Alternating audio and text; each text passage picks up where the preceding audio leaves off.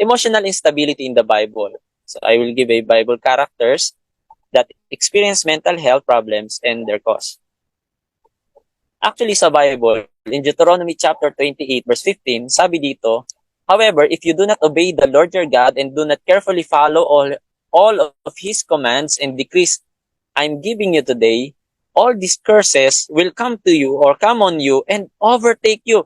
What is that one curse na tinutukoy dyan? If we will read Deuteronomy chapter 28, verse 15, 16, 17, pagdating mo sa verse 28, may nakalagay dito na, the Lord shall smite thee with madness and blindness and astonishment of the heart. That means, this is a emotional instability na si Lord daw yung magbibigay noon or ibig ko sabihin mag-allow, not per se na sa kanya galing but He is allowing the enemy na kumilos sa taong yun na pasaway because of his rebellion. And ang tawag nga dyan ay curse. Kaya nga sabi niya dito, all these curses, one of all na tinutukoy dito specifically is yung madness or blindness or astonishment of the heart. Madness means, unstable yung kanya anger, di ba? At yan po ay sa panahon ni Moses na isulat. Hindi po si Moses yung may ganun na problema na tinutukoy ko. Pero alam nyo ba, ang dahilan na hindi nakapasok si Moses sa Promised Land ay because of anger, diba? Na nagkaroon siya ng matinding galit sa Israelita, kaya instead na sabi ng Lord, kausapin mo yung bato para maglabas ng tubig upang sila hindi mauhaw, hinampas niya ito dahil sa kanyang galit. So, ito yung isa sa mga cause ng emotional instability is yung disobedience o yung inggit. Katulad po ni Saul, may evil spirit na dumating sa kanya. No, sabi sa 1 Samuel chapter 16 verse 14 to 16, and the Lord's spirit left Saul, then the Lord sent an evil spirit to Saul that caused him much trouble. So yung trouble na yon, yung servant niya, sabi niya, an evil spirit from God is bothering you. So nagsuggest niya na give us the command and we will look for someone who can play the harp. If the evil spirit from God comes on you, this person will play music for you, then you will feel better. Kaya meron agad na sinabi dito na isang solusyon para maiwasan yung emotional instability at lumayas yung espiritu na yun. Kaya alam niyo mga kapatid, hindi natin pwedeng alisin na ang mental health problem ay meron ding pagkilos ng kaaway which is from the spirit that is not from God. Okay po ba yun? Wag naman nating sasabihin na lahat ng mga depressed ay possessed ng devil. No, iba kasi yung spiritually possessed kaysa sa may mental health problem lang na deceived yung kanyang heart. So emotional ang ating tinutukoy na dinadaya ng kaaway dito, di ba?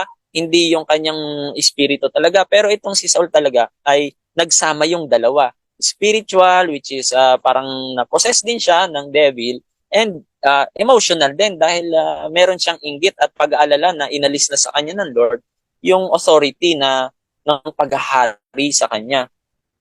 And isa pang example natin ay si David. Actually, naka-experience din po siya ng anxiety dahil po sa isang death threat. Dahil si Saul ay naiinggit na sa kanya and his goal is to kill him. So he wrote several songs about his mental distress in Psalms chapter 59 verse 4. Sabi doon, I have done no wrong. Wala naman akong ginawang mali. Yet they're ready to attack me. Arise to help me.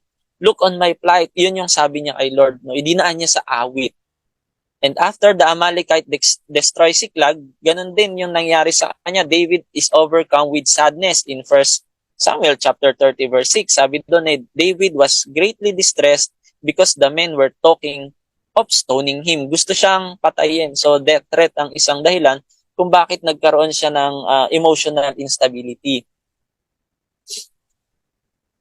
And maliban sa death threat din, ay meron din siyang devised a sin or inisip niya talaga at sinadya niyang magkasala. At ang isang dahilan ng kanyang emotional instability is transgression. Yun nga yung tinatawag na devised sin o talagang pinlano niya yung kasalanan na yun. So King David struggled with intense depression when Prophet Nathan told him his son about Bathsheba. no, na mamamatay yung anak mong si Bathsheba, anak mong si Bathsheba. Yung anak mo kay Bathsheba, sinabi ni Nathan po yun dahil nagkasala nga siya. At dahil po doon, ang resulta po noon, noong great sin niya na yon ay talagang hindi po siya halos makakain at makainom, kahit mag-inom. So sabi dito the elders of household stood beside him to get him up from the ground, but he refused to eat and food with them. Di ba? Isa po yun sa mga causes ng pag nade-depress ka, halos di ka makakain, di ka makatulog. So, yan po ay isang emotional instability. Maliban kay David, meron ding tinatawag na si King Nebuchadnezzar, at ang dahilan ng kanyang emotional instability is yung pride niya. Sa Daniel chapter 2 verse 1, in the second year of his reign, si Nebuchadnezzar, nagkaroon po siya ng dreams, nagkaroon siya ng troubles kasi hindi siya makatulog sa dreams na yun. Kaya ano ba yung troubles na meron sa iyo? Pwedeng maging cause yan ng emotional instability. So as Daniel interprets his dream at pinakita sa kanya na ang ibig sabihin ng dream mo ay ito po yung napanaginipan niya po kasi, no? Isa sa napanaginipan niya. Maliban diyan meron din yung puno na nakatali. So ito, sinabi diyan na ang head ay ikaw. Mataas at matayog, pero may susunod sa kanyang kaharian. Ayun na nga. So, para mapaikli ang to make the long story short, ay sinabi na magpakumbaba siya at mag-worship siya kay God. Pero, anong ginawa niya? He wanted to be worshipped as an idol God. So according to the Bible, in Daniel chapter 3, verse 13 to 15 and 19 to 23, yung kanyang mannerism is similar to what may occur na mayroon siyang bipolar disorder. As a result of his arrogant sin, deeming himself to be a God. Diba? Kaya, ganun din yung yung kasalanan, diba, ni Adan at Eva, gusto nila maging Diyos. So same din dito, pero as in talagang pride ito. And yung sanity niya, bumalik, yung katinuan ng pag-iisip after 7 years. But the good news is, nagpuri siya sa Panginoon at nagbalik loob siya or nanalig sa Diyos ni Daniel sapagkat tunay nga ang sinabi ni Daniel na ang Diyos niya ay buhay at nangyari yung ipinaliwanag ni Daniel na interpretation ng panaginip ni Nebuchadnezzar. At isa pa ay si Job. Wala yung mga pangalan dyan. I'm sorry pero I'm just talking it loud to you kung sino yung mga yun. Kay Job naman is yung bereavement or pagkamatay ng kanyang mahal sa buhay at mga mahal na kayamanan. Okay? And nireject din siya dahil sa kanyang faith. So sabi sa Job chapter 2 verse 15, so they sat down with him upon the ground 7 days and 7 nights and none spoke a word unto him for they saw that his grief was very great. Talagang matindi yung kanyang paghihinagpis, no? Dahil anong dahilan? Kasi yun nga, sinabi ng asawa niya dahil sa nangyari sa kanila, namatayan sila ng mga alagang hayop, pati yung mga anak niya na 7 ata po yun, ay namatay din. Kaya sabi ng anak, sumpahin mo na yung Diyos mo. So that's a rejection because of faith, mga kapatid. Kaya marahil sa inyo, ay may nakakaranas din ng ganon and nalulungkot kayo, nasasaktan, but hindi nawa yan hahantong sa emotional instability. Pero kay Job, nangyari po yun talaga. Sa Job chapter 3 verse 3, sabi nga niya, let the day perish wherein I was born, and the night in which it was said, there's a man shall conceive. Parang sinasabi niya, sana namatay na lang ako nung may sumigaw na, it's a boy.